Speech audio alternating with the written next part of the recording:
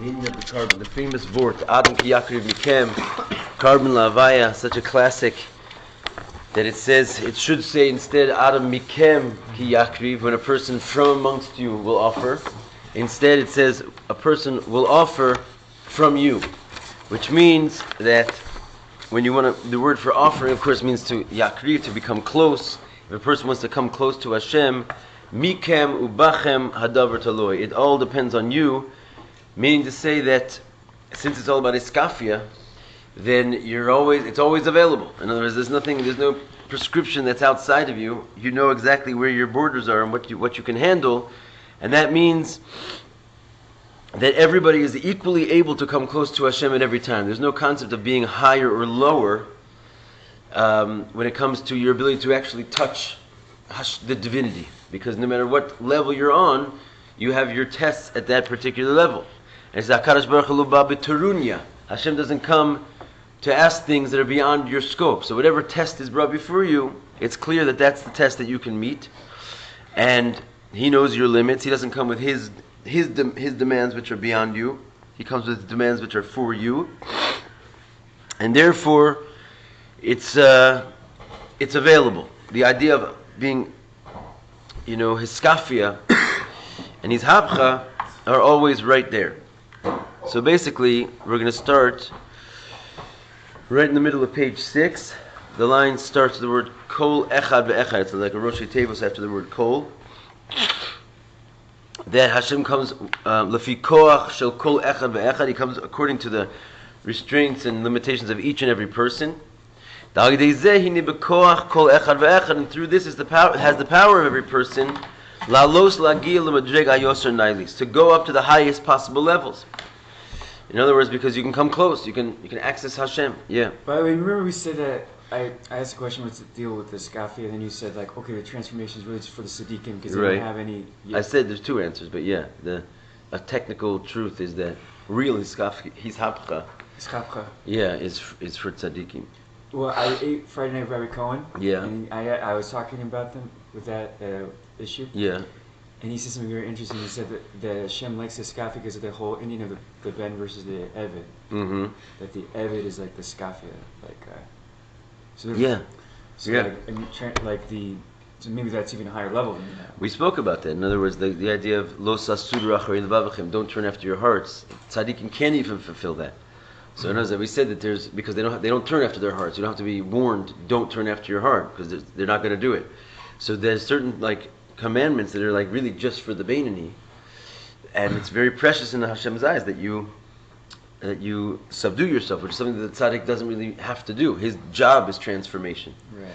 So it says in the Tanya that there's two types of delights.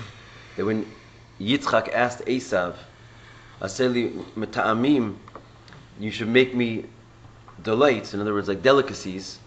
So the Tanya talks about over there, there's two types of delicacies, right? Remember? There's the idea of sweet and sour. So sweet is when it's basically something that's it's just good, Yeah. But sour, you don't have to do much thinking about it. Sour is already, you take something which is not good and you somehow jimmy it up so that it becomes good. So that's the idea of the tzaddikim's avodah is just sweet. There's nothing bad about it. There's nothing complicated about it. They're just going and doing good. But the idea of taking something which is not so good, which is your yetzer hara, and somehow giving a sweet delicacy to Hashem with it, it's something that the tzaddikim can't really do that. They don't have a yetzer hara. So you're turning away from the yetzer hara is basically taking a sour thing and making a good, delicious food out of it for Hashem. Something that's good. So yeah, I mean, in short, there's an advantage to his skafia over his hapcha, for sure. Which is why there's much ink has been spilled on that topic. Oh yeah. If you look at the actual sentence that we keep translating over and over again, it says Kadi skafia sitra achra istalaki kada kucha brichu bakula olmin. When you have his skafia of the sitra achra, you reveal this sovev light. So then he goes on to say that it's really his skafia or his hapcha. Right? Both of those two things do it. So then why does the Zohar pick out hiskafia? In other words, the word in the sentence which tells you that you can access this light is specifically hiskafia. It doesn't even mention his hapcha. So again, one of the reasons is because it's in a certain sense a higher level than his hapcha. We've learned about it many times in different facets. We learned about it in Elul. We were talking about the bittul that you get from Elul, which is the lower bittul, is actually a higher bittul than Rosh Hashanah, if you recall. Sure. Even though it's not basically, it doesn't have the power to like nullify you out of existence, but on the contrary, because you have an existence that needs to be constantly overturned, that's a greater level of nullification than basically just being bittul b'metzias. Remember that whole thing? Yeah. So it's the same concept as slave and son, ben and eved. Okay, anyway, going on. Yeah. So don't worry, you've got plenty of work to do if you're looking for it. Vezeu adam ki yakriv, and that's what it means. A person ki yakriv, when it will come close. In order to come close to God, it's from you.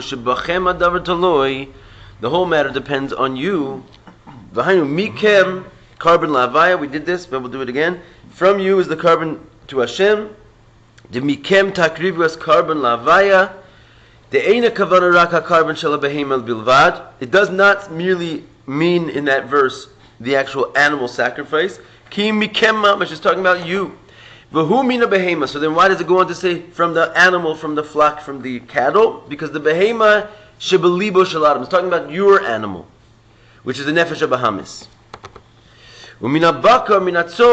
So when it goes in detail, again, this is the same pasuk which tells us literally how to offer the sacrifices. It's simultaneously speaking to our soul's work. So what does it mean when it says from the bakar, from the tzon, from the flock, from the sheep? Hema parati medregos diyeshnam b'nefesh bahamis. As we said last time, those are the specific levels that exist in the nefesh bahamis. Ki yedua inyanim bazeh, as it's known, the eno dome ba'ofani abirurim b'kol echad ve'echad. Not everyone has the same type of refinement to do.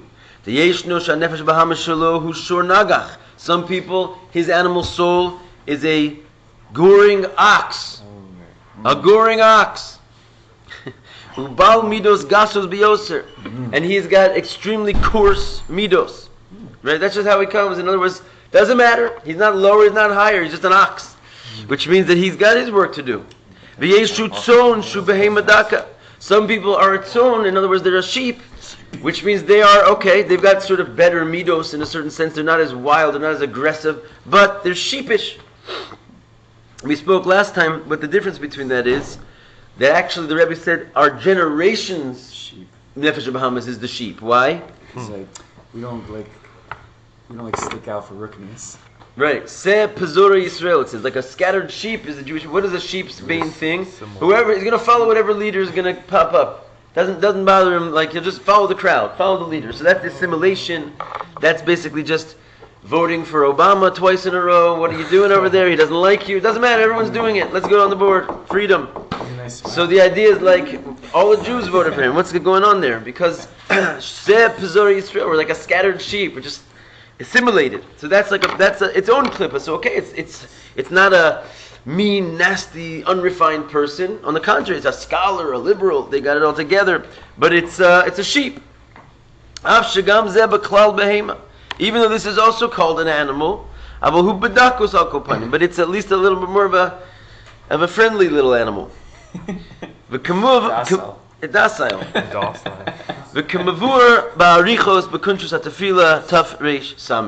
if you want to look into that in a deeper way, Rabbi Rashab will enlighten you in the Kuntrus HaTefillah. Levi, you're reading that, right? I read a couple pages last night. Nice, he's on top of it. Alright, so you'll fill us in on the details there. Anyway, Zeu Sha'omer Asher Takrivu Es Karban Chem. And that's why it says you shall offer your sacrifices. In other words, it's like a plural. V'nei Karban Agashmi, meaning to say that you have different levels of the Nefesh Bahamas. HaKarban Agashmi, the actual physical sacrifice, Hu Shemaviyim Behema Gashmi Al Gabi Mizbeach. So what do you do when you have a real sacrifice? You bring a physical animal onto the altar. V'ha'eish Shalamayla, and there was something called the fire from above. Kedisa B'yuma Ravutza Ka'ari. It says it was crouching like a lion. What was crouching like a lion? Gacheles Shenafla Min HaShamayim Yimei Shlomo. It's a whole mystical thing. That there was a coal that fell out of heaven in the days of Shlomo. Vaisal Mizbeach, and it was sitting on the Mizbeach. And that's how basically that was called like a fire from heaven, Rashi says. So that's one thing, what's called the Eish Min HaShamayim. There was a fire from above. And then there's the idea of what it says in the Zohar, Isa, Aryeh Da'achel Kurbani. There's this concept of the lion that eats the sacrifices, which is what? That was actually a fiery lion that came out of the sky, or a fire in the shape of a lion, which if your sacrifice was accepted, it would come down and eat your sacrifice. So this is something called, either way, you look at it, those are two things called Eish Shalamayla, like a fire from above that gets involved. Hine kamokin hu ba'avoda b'nefesh ha'adam. The same is true in our own private sacrifice of our animal soul. It triggers a fire from above. Har yesh eish shalamayla. There's a fire from above. V'arish pe'eish b'nefesh elokis. And what is it?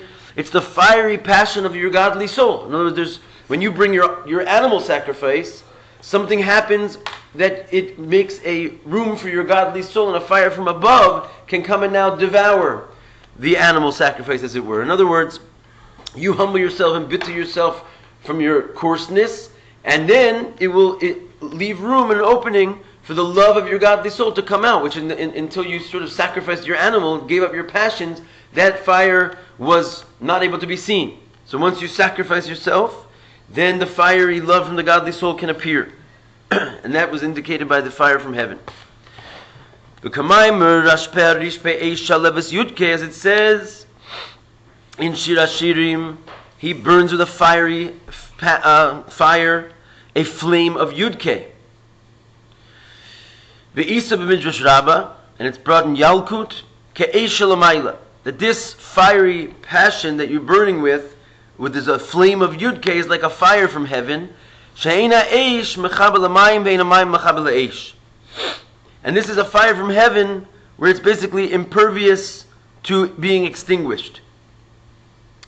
V'hainu shebeteva ha'nefesh elokis hari yesh bo rish pe'eish ha'ava lelokus. Which means it's in the nature of the godly soul. There's already a flaming fire for godliness. In other words, you don't have to create it, so to speak, because it's already there. It's a love that comes with the package of your godly soul. And this is like the fire from heaven that's impervious to being extinguished. Like we talk about in Parshas Noach, that even, Ma'im Rabim lo yechul shtafua, even great waters cannot extinguish it. On the contrary, like the more sort of you try and put it out, the more it will rise up. It's unextinguishable. It will bring you to Mesiras Nefesh if need be. It's just sitting there waiting to erupt from you. It's your godly soul. And he goes on to say that what are these waters that cannot extinguish it? Life, basically, getting busy with the burdens of making a living, etc. Bilbulim shonim, just like getting confused in the nothingness and the vanity of the world and making great importance out of that, and that basically puts your godly soul in the back burner, but it can't extinguish it. Bilbulim is confusion, and just basically putting yourself into a state of stressing yourself out and running around like a chicken without a head around the world, trying to make ends meet and so forth. Say it again. What type of word? Bilbul. It's its own little word. It really comes from like the word like Mabul, like a flood, or Bavel, which is like just a land of darkness and confusion. The Bavel came from Yul. Yeah. Betirdos shonos hamebalbalim betorah va'avoda, with different types of burdens that just basically take you out of the base medrash, take your mind off davening, take your mind off Hashem. Nonetheless, even mighty waters, mighty rivers cannot extinguish this love. It just sort of stays dormant. And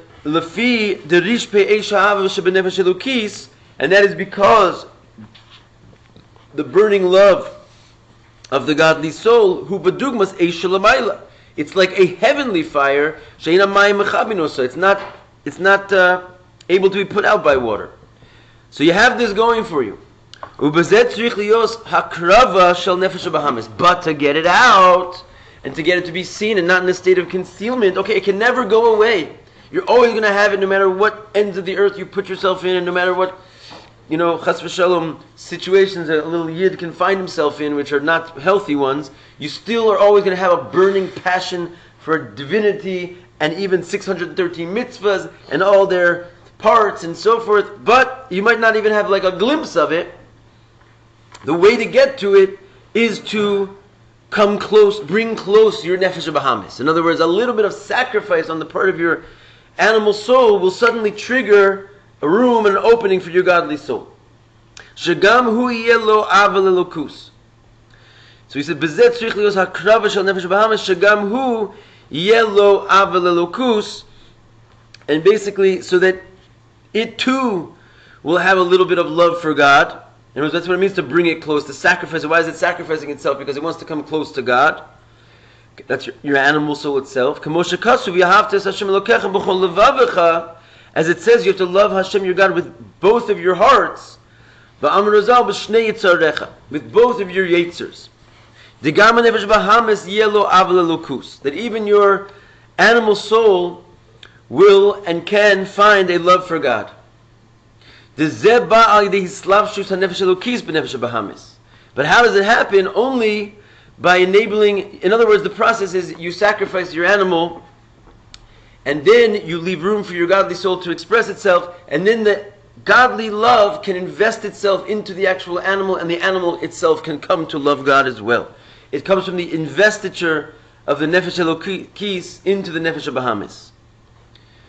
And sacrifice creates space for the godly soul to come in. Once the godly soul is in, then it can actually bring the animal soul on board. So put it like this, for example. You have a wild ox, okay? The first thing you do is the ox is not feeling per se godly, sort of like controlled by the man sitting on top of him. But once you tame him to a certain point, you can actually get the man to sit on top. Before the ox is tamed, the man can't get on there. So he's basically, the man is standing there all the time, but he's blocked from basically able to access the animal soul. You have to tame the animal soul in order for the man to get on there. Once the man gets on there, it's good for the ox also. In other words, the ox now is going to be like a tame ox, like the man can work with him and like bring him to a better life, and also get him to plow the field and get him to basically do the service of Hashem. First it needed to be tamed. Right. In order to make room for the man to get on there. What's an example for like a human example, like in our daily life example? So basically, going to yeshiva, let's say. The person's just running around the world trying to find meaning out of whatever they find, you know what I'm saying? Mm-hmm.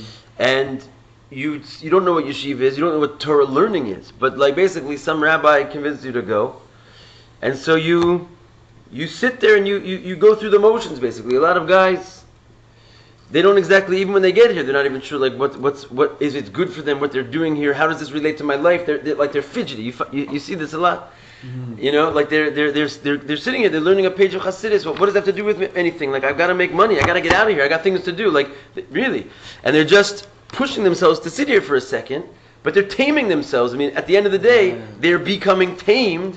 And what's happening, what you don't see behind the surface, is that gives finally like a little bit of moment of an insurgence of the godly soul to have a place in their life, which it didn't give them any room for before. Because at the end of the day, they are speaking words of Torah, they are putting on tefillin, they are davening, they are doing mitzvahs, and it starts to come out, basically, the godly soul has a moment. So all of a sudden, a year later, they're mamish like, they're praising the day that they were sent to yeshiva, because like their whole life has been changed, because they get it now. Not only is this going to be good for me spiritually, it's going to be good for me physically. In other words, the animal soul gets on board to the point that they can't even understand in a million years al pi seichel anushi why a person wouldn't come to yeshiva. It makes so much sense. Whereas before it was like the craziest, most ludicrous thing out of the bounds of the world. You see what I'm saying? Mm-hmm. So the godly soul convinces the animal soul of its godly mission. So it's basically, it starts off with a subduing though. And that's the idea of coming close. Bringing your, it's from you. In other words, you have to just make the move. And this is, then it comes the hislavshus of the godly soul into the animal soul. It says, the techila, Hari hanefesh habahamis ein lo shum yediyah v'hergesh binyan elukus klal. So he gives like this an example, like the one we said, that at first the animal soul has no knowledge or feeling for godliness at all. It's just frustrated being here. Like, why am I wasting my time? Even it could be mama, it's sitting in a gold mine in yeshiva. But it feels like it's completely wasting its time. There's no money here, there's no girls here, there's no drugs here, hopefully. And he says that it doesn't get it, right? Because it doesn't have any feeling or knowledge for godliness. Amnam al gedei slavshus hanefesh elokis. But once the godly soul is able to get its hands in there, and by the way, the most professional, job that you can get the godly soul to invest in the nefesh habahamis is Chassidus. That's what Chassidus was literally made for, or revealed for, because nothing really tells the animal soul that it's worth it for it to serve God like Chassidus does, because Chassidus basically champions the role of the animal. Mm-hmm. Unlike all levels of Chassidus, of Torah that came before this, whose job was to basically just purely put the animal in its place and torture the animal to the point that it doesn't get in the way, Chassidus explains why the animal itself is essential to the job of serving Hashem. That basically, come on buddy, we need you, we can't get there together unless you're on board. The animal is basically, in a certain sense, has a higher source of divinity certainly than the soul does. When you tell your animal that, he's listening all of a sudden. You're propping him up. He's interested in being the man. So basically, Chassidus explains, and the good thing is that it's not just like talk, it's true. Right? So Chassidus explains to your animal in osios that he can really grasp, and that godliness is good for him too. He has a place there, he has a high place there. However, through the investiture of the Nefesh Elokis, umisbonen, bisbonus Eloki, and that means what? You actually think into the matter. You think about godly thoughts. You think about, wait a second, let's think about the Jews. We are 1 in a billion, and why do we keep succeeding? And why do we keep having miraculous victories? Maybe the Torah have something miraculous to it. Maybe it's not just the natural world, what they taught me in school, and you just start thinking deeper into reality that could totally have gone over your head until you give it a moment. And you think about things that Gam HaNefesh HaBahamis Yechol Lasigo. You think about topics that even the Nefesh HaBahamis can grasp. That's why if you pull a guy into yeshiva and you start talking about the laws of Truma that applied, in the times of the temple, it's okay, it's also Torah, but he doesn't see his place in there. He's, get me out of here, I got a date. So you have to meditate upon things that the Nefesh HaBahamis can also has shaykhs to. So that's how the animal soul really ultimately does come close. In other words, that's really called his hapcha. It starts with his skafia, but this is where his hapcha, true transformation, actually applies to every single one of us. So even though we said before that real transformation is only by tzaddikim, what do we mean by that? Like permanent transformation, like they actually change from one thing to the other. But a level of transformation can happen every single day and should happen every single day by every Jew, because basically you meditated on things that you actually grasp in your physical brain, godly topics, and that itself is a certain level of transformation, and therefore coming close to God. You make a kind of engraving, a general engraving in your animal soul of Elokus, right? Because your brain is a physical entity, and when you put godly topics in there, godly images in there, godly understanding, you're putting inside your little, what do they call in the brain? Your synapses. They're snapping around with godly topics instead of animalistic topics. In other words, you're engraving something new into the brain. And the brain will start thinking in a new way. And this is a transformation, a coming close to godliness. Because it's something which is graspable.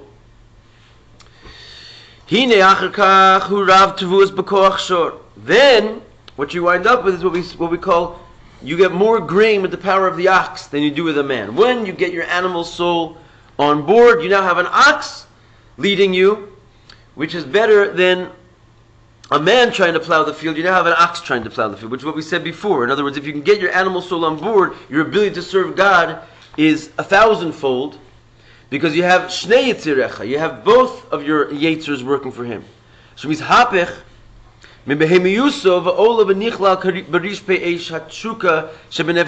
that you transform from your animalistic self, and you go up and get included into the fiery passion and desire of your godly soul. In other words, the animal soul is now driving the man. On the contrary, when you get your animal soul on board, he takes the man, the godly soul, into places that the godly soul could not normally reach.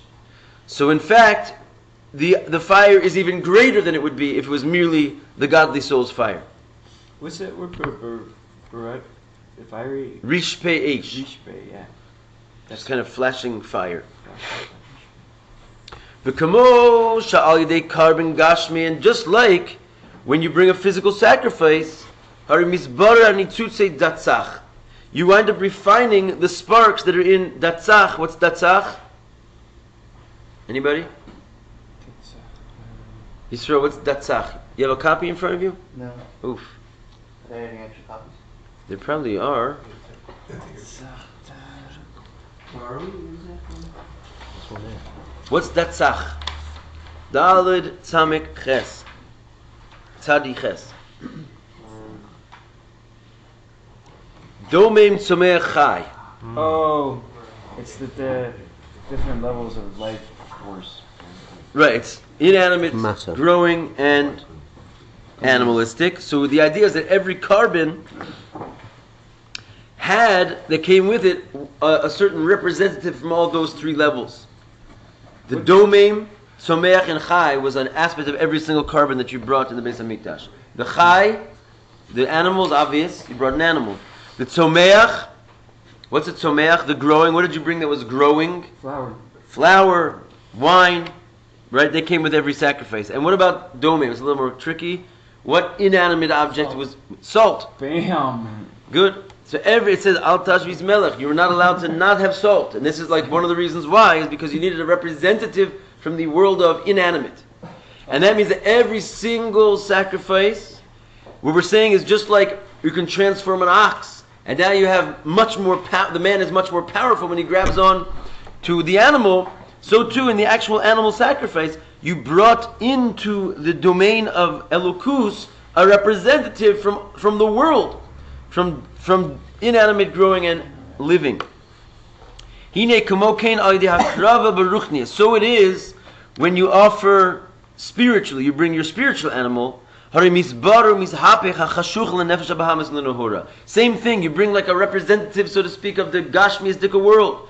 You bring your bones, you bring your limbs, you bring your life force, right? It's the same idea. You're basically bringing actual worldliness, which was an animalistic thing, which was not interested in God, and you pull it into the domain, you like put it on the altar of Hashem, and it's now an aspect of divinity. So that's a transformation of darkness into light. It's much greater than what you had before, which was an aspect of light, which was limited and was impervious to, which was subjugated to potentially being overcome by the darkness. Right? The godly soul that was loving God before, it was in a situation where very easily it could have been totally swallowed up, not extinguished, but swallowed up by the animal soul and like hidden. When your animal soul comes alive, look at the power you have right now. Nothing can stand in its way because the very agent which is supposed to conceal it itself is in love with Hashem. And this is basically Hasidus. This is what Hasidus does to a person. What's this word? Vishikanti? What's that? Chashucha? Vishikanti besochem? Oh, we didn't get to it just yet. Oh, okay. We're just about to. V'zeu va'asu li mikdash v'shachanti b'socham. Yeah. And that's what it means. Make for me a mikdash, and I will dwell, Shechina, in them. The besoch kol echad ve'echad, inside of every single person. That why is it I will dwell within them, a whole mishkan? Because you can become a mishkan, just like the animal sacrifice that took place in the mishkan. It's basically you. You are the mishkan. You can bring your animal and your vegetable and your mineral to God by having iskafia, right? And which basically leads to his hapcha.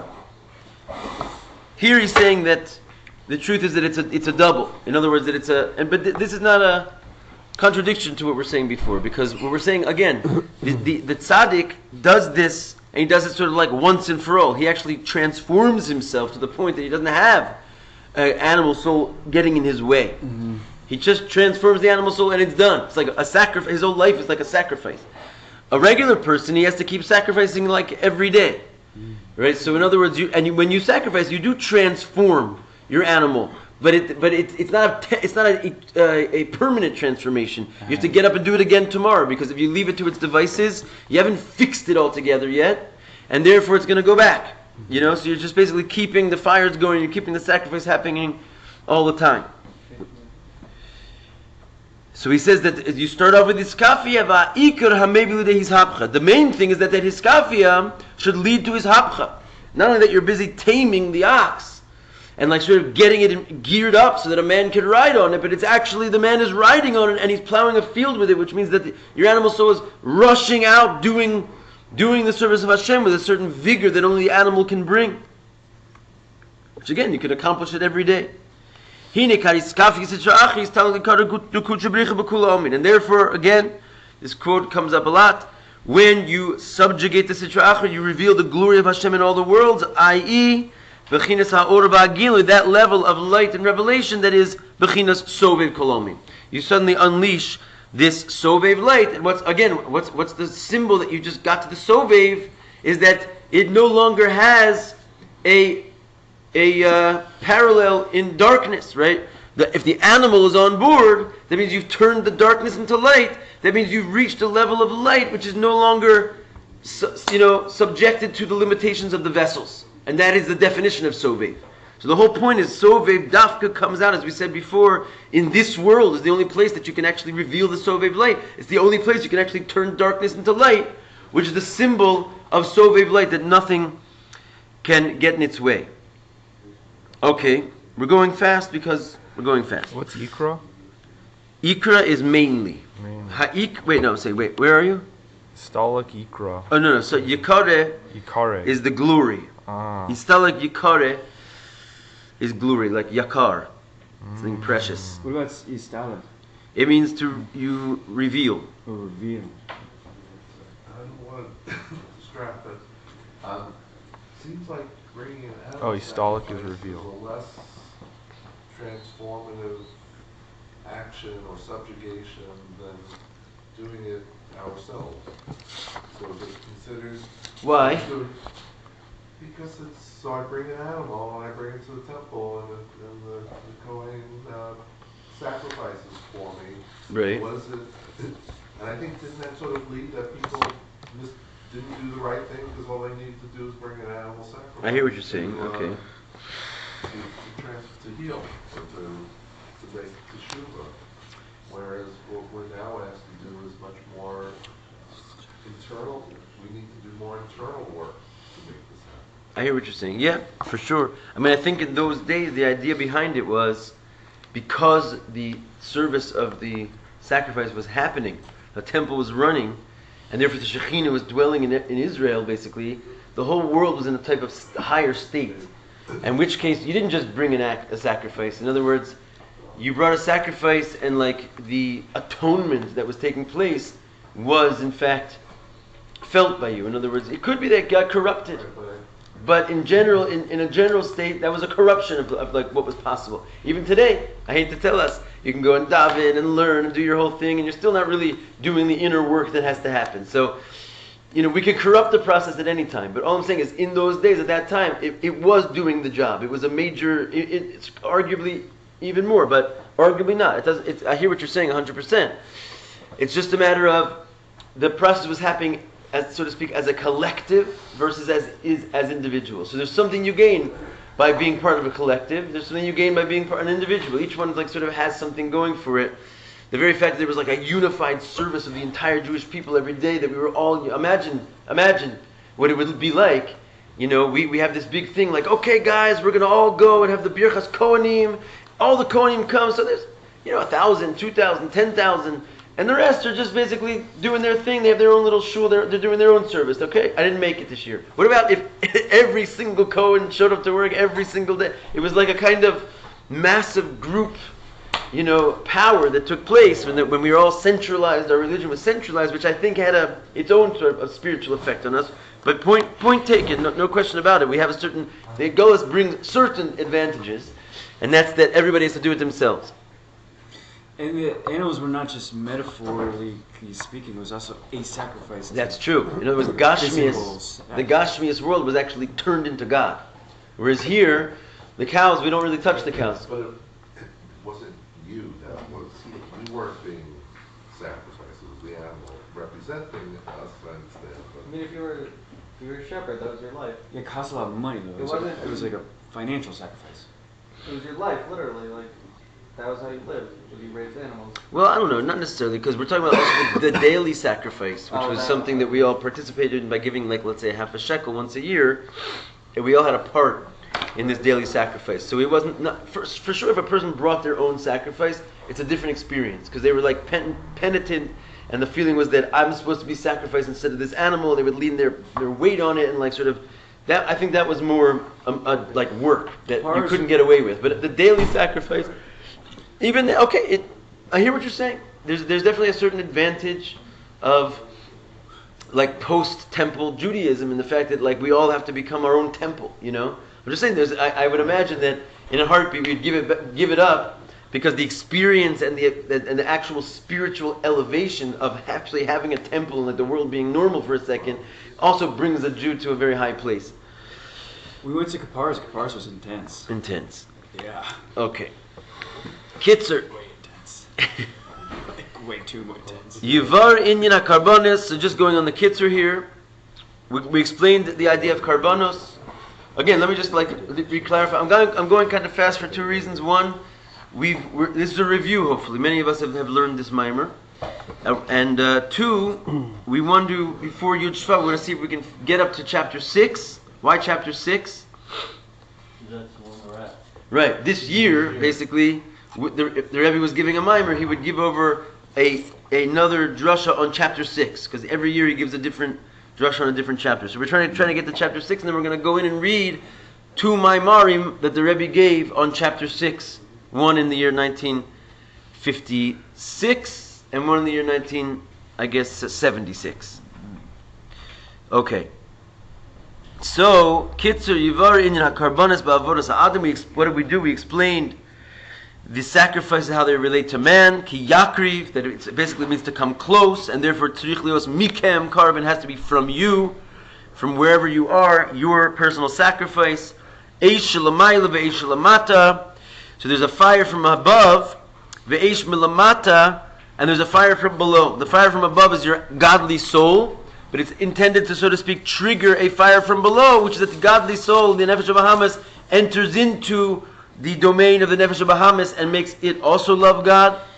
Avad the Nefesh HaBahamis, Ba'adei Slavshus Nefesh Elokis, B'Nefesh HaBahamis. And how does the fire from below get going? Because the godly soul has to invest itself into the animal soul, and to Ephraim's point, that's really best accomplished by meditation. In other words, maybe it happened mystically on some level in the temple, but to really invest your godly soul into the animal soul on a personal level, not on a global level, this is through meditation.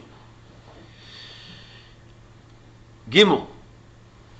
Ubezeh yuvan masha mishkan hayame'atzi shitim dafka. And from this, it's understood why the whole construction of the Mishkan was made from shittim wood, acacia wood. Since the main service of the Mishkan and the temple, who, as we just said, at least is to transform the physicality and the darkness of the world into light and the godliness. And that's the whole idea of a korben, as we just said.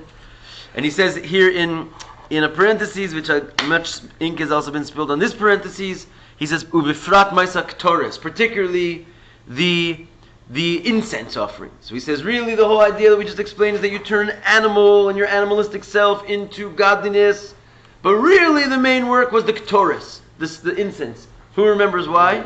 Dale, you remember? We learned this in a mimer. What does the Ktoris have going for it that the animal sacrifices don't have going for it? Not smell only, although you're right. The main Indian of reach nichoach, of a pleasing scent, is, even though it says it also by karbanos, it's the main thing, the real pleasure. It comes from the ketores, which is purely scent. What else, Binyamin? They use all the spice and all this. I feel like the smell, even the smell of the incense is still out. This was one that was bad, and it took all good and bad together. What do you mean bad? Not Bad kosher. smell. It was Okay. It was an unkosher element. Unkosher. That's the main It's thing. like a blood from like an animal. Right. The from point like is that it's unkosher, and that's what's such a chiddush. All the animal sacrifices were done specifically with kosher things: kosher flour, kosher wine, kosher animals. If you can't bring a non-kosher animal onto the altar, unless you're Yaakov Avinu, we had this whole Sikh Maimer where he brought camels to Esau. He brought a mincha from live camels. Since then, all you can do is bring dead ox and sheep and goats. You can't bring only what it's, very limited levels of animals. Certainly nothing non-kosher. Comes along the ketores, and you can bring non-kosher animal. There's like the blood of a certain non-kosher animal. What's the chiddush there? What's so great about that? Why does that make that the number one sacrifice? Who knows? Because you're taking the tumah part of the world in your Vidyuk, yes. Talk about transformation of darkness to light. If the whole purpose of the animal sacrifice to begin with is to turn darkness of the world into light, then on the contrary, take the darkest part of the world and turn it into light. The regular sacrifices can't reach such a level, but the ketores can. It can reach what's called the gimel klippas atameus. It can reach something which is derived in this world from the three harsh levels of klippa, and even that it can turn into a pleasing scent to Hashem. So that's the ultimate transformation, and that's the idea of like taking like literally your evil deeds and turning them into good. Not only like you're refraining from doing evil deeds, which is already like an act of using the world and transforming it, but your actual sins can be turned into merits if you do a big enough tshuva. So that's the idea of the ketores. Shouldn't you ask how much of that unkosher stuff is in the kosher stuff? Isn't that like the ratio is like a big deal? What if it's 1/60? No, it doesn't. It doesn't really matter so much. There was a formula for how much of each. Sure. You're saying what if it was bottle? Yeah. Still, I mean, even if you want to say it's bottle, we have our smicha students. There's the idea of called choser v'nero. There's an idea of like waking up, going back and waking up, and you can eat it. It doesn't mean it's like disappeared out of existence when you nullify something. What's the proof? They'll burn it. What's the proof? Is that you talk about tzaddikim that are not gamorim, right? Tzaddik she'eino gamor, is that he has a little bit of evil in him. It's just that it's nullified. So that evil actually plays a role. Okay, it doesn't disqualify him from being a tzaddik, but it makes him so that he has a certain inkling that he doesn't hate evil so much. Right? So it's in other words, it's still in there. It's still the gimel klippas atameus is still sitting in there and getting elevated. If Hashem wanted to nullify it or not nullify it, that's his business how he wanted to get to it. But the point is that you sacrifice something which is, in other words, if you really wanted to keep it clean, just don't put it in there. Why do you need to put it in there? The reason you're putting it in there is to access an aspect of the world which is gimel klippas atameus. It's obviously not bittul to the point that it's not in existence over there. So anyway, if in the Mishkan the whole point was to turn darkness into light, and we see this in the animal sacrifices, and so much more so we see it in the incense sacrifice, and through the avodah of the mikdash. Do you guys have the next page? No. Oof. Yeah, we do. You do. You do? Through this, it brought a revelation of godliness into the world. In other words, God's Sovev light had suddenly a presence over here, which was blocked before. Therefore, even the construction of the Mishkan had this same exact role. Not just what happened inside, but also the actual construction was made from Atzei Shitim. How do we see that it plays out? The Hine Shita Perush Natiya. When you talk about someone who has a Shita, like Rabbeinu Tam has this Shita and Rashi has this Shita, you have a different sort of ideas there of and philosophies, if you will, or whatever. The word means Natiya, which means a leaning. Right? If you have a certain shita, it means you have a leaning towards this direction or that direction. That's what the word shita means. So ate shitim, Atzei shitim means like wood of leaning. Dahainu sheyesh davar shu emtzoi, which means there's something which is called in the middle. Then there's the hataya le'ezat tzad. Then there's a leaning to one side or the other. And the atei shitim they weren't right down the middle. They were a leaning type of wood. And you lean either lamayla lamata. Any type of leaning, whether it's up or down, right or left, as it were, is called shita. And kain perush shtus. That's where the word shtus comes from. Folly.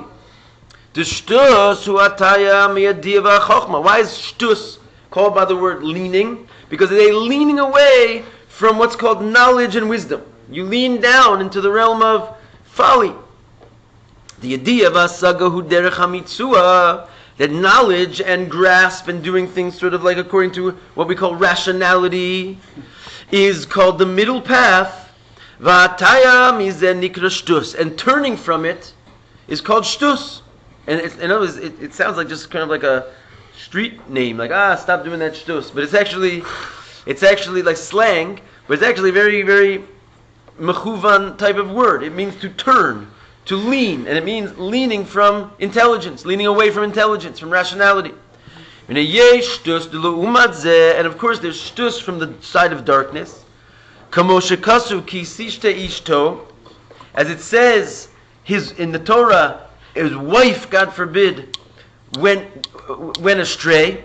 It's talking about the wayward wife who cheats on her husband. That's called, also comes to the word shtus, because she leaned off the rational path. She turned towards the folly. Perish Rashi, tat midarkeit snius, that she turned off from the path of snius. In other words, that's what it means, that she was like a sota. A sota also comes from similar idea, but the word sota, it says in the kisishte ishto, is that she turned from the ways of snius. Also it says the Jewish people dwelled in Shittim, and there was an Indian of sin. The place on earth called Shittim was a place that we all went off the derech, and that's why it got its name, because we went into a state of shtus in that place, and it turned into like a turning from rationality. All of that is the idea of turning and having a shita in the direction of the darkness. And we say regarding that, the famous quote that a person cannot transgress and make a sin unless it enters in a spirit of shtus. In other words, you can't even sin unless you allow folly to fog your mind. Because if a person is just like holding on to his rational faculties and allows them to be in control, you'll never come to sin. Because basically it doesn't make any sense to go against God. We don't go against God and do things that are like craving our taivas and so forth because it's rational. We do it because it's irrational. We do it because our suddenly the Nefesh of Bahamas has this weird power of clouding our clarity of our mind. And therefore it says a person cannot and will not ever come to sin unless a spirit, like a fog of cloudiness and shtus, of irrationality comes into the mind. And this spirit serves to cover the truth. Can we say though that sometimes people, myself included, sometimes do things because they're not thinking them? Not because they're thinking in a bad way, it's because they're not thinking at all. You never not think. We're going to hold here, but just if those who have to go. But let's talk about your question. But in other words, you're not thinking. Okay, not thinking means what? You've allowed the absence of rationality to enter into your mind. If you want to call that not thinking or thinking about shtus, I agree with you. It's like thinking about shtus is already like a high level of shtus. You're getting you're trying to justify yourself and putting your brain around why it's okay, when l'chatchil the whole reason is not, you're not doing it because it makes sense. You're doing it because you have a taiva for it.